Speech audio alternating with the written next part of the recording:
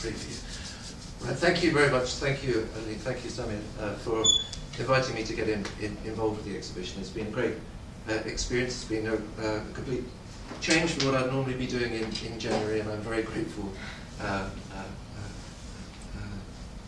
actually to have this chance to talk in relation to some wonderful work really in the exhibition.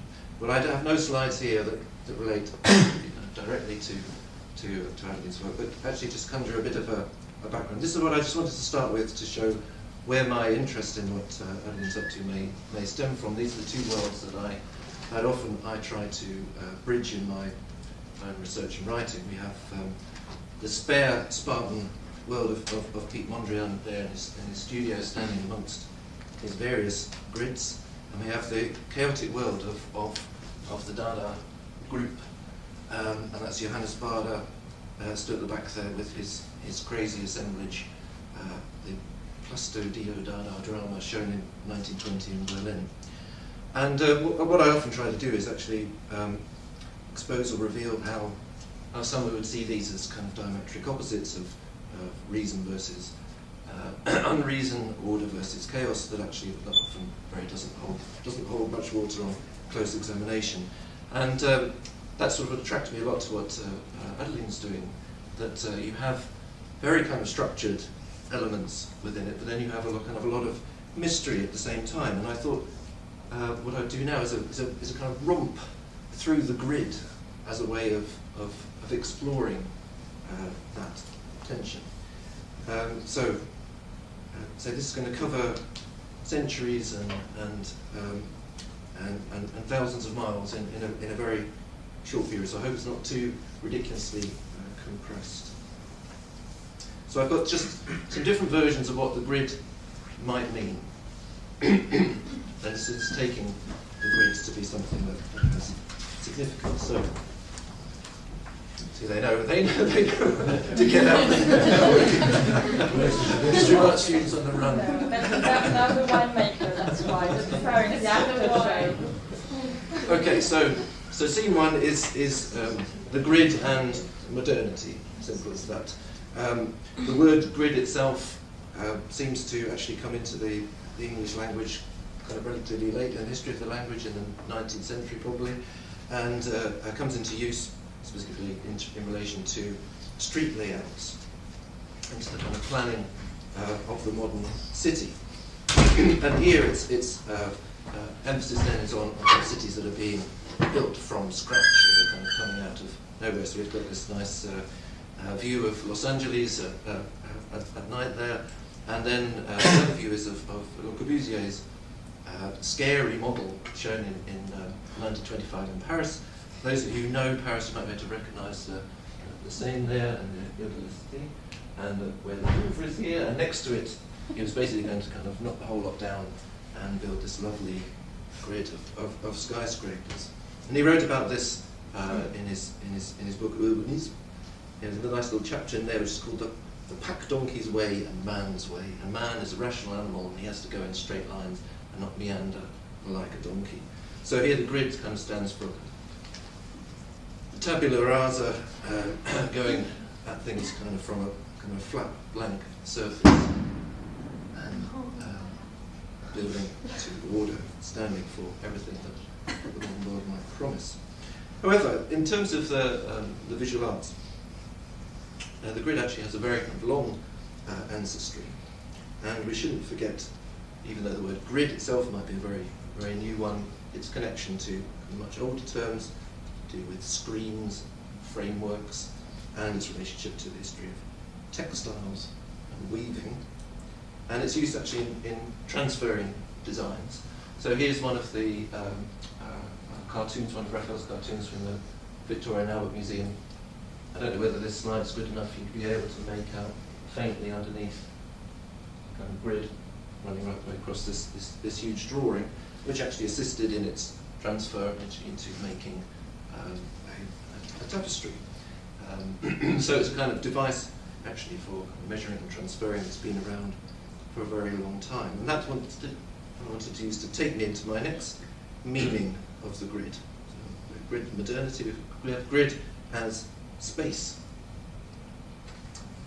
it's again a kind of famous drawing from art history. The grid and its use in the development, or its place in the development of perspective. Here we see an artist who's using two grids. Actually, one is this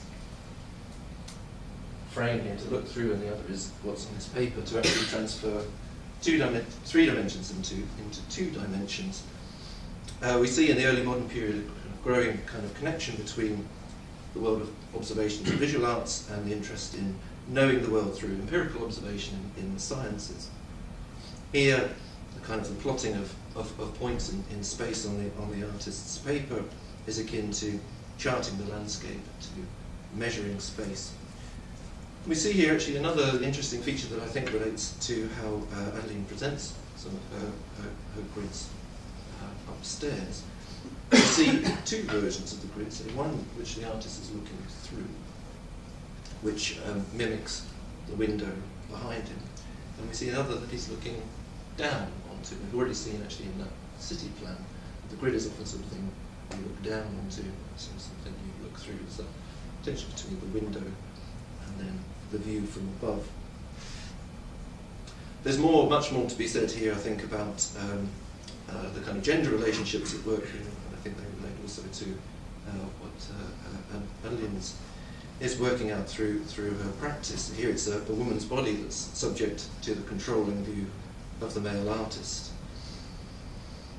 But there's not kind of time here to fully examine connections between kind of visual ordering that he's to and the kind of the mapping of new territories, but just a quick reference to the appearance of the grid.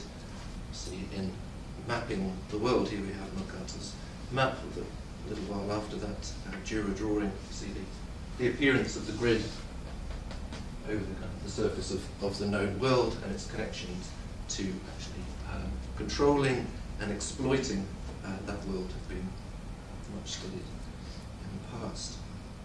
So that's kind of the grid as space. Grid as reason, we see start to emerge more and more through the 18th century. And here there's a very interesting example of an artwork where the grid is kind of exposed, where it's no longer something that's necessarily just lying underneath, like in Raphael. This is David's Death of Socrates, where we got on see the little kind of detail here. This is a preparatory drawing showing again the use of a grid in terms of transferring one thing to another. But you can see that he's been so kind of pleased by this that he's decided to leave the wall as a kind of residue of that grid in a far more visible way than we might expect in a finished painting. Here we've even got Socrates posing as coordinates, almost, vertical and horizontal. His gestures, the rhetoric of his gestures, pointing to the death that he's choosing, reaching for the cup of hemlock, and the reason for it, kind of the natural law that he must obey. It's Socrates' adherence to reason, a logical argument, that gives him no other choice, it seems, than suicide. So he uses kind of reasoned argument to pursue that most kind of irrational of acts. So that's a bit of kind of the grid as reason. So we're kind of leaping context and time and place. Grid also comes to stand, so that development out of something like David making it a kind of a definite feature of the painting. The grid comes to stand also for vision. During the 19th century, the grid takes on an enhanced meaning, not simply as a composition device, spatial tool for visual analysis, but actually as an analogy to vision itself. Studies of perception, particularly colour perception, reveal the workings of the retina. The eye is no longer compared to a mirror or a window. It becomes a screen, something that you have to look through, something that actually breaks the visual field into myriad particles. Just like we saw with Mercator's map, in a way, the visible spectrum is plotted charted by a sequence of psychologists and scientists throughout the century who take the vagaries of colour and turn them into predictable and controllable sequences. Harmony and contrast can be studied by plotting relationships on graphs.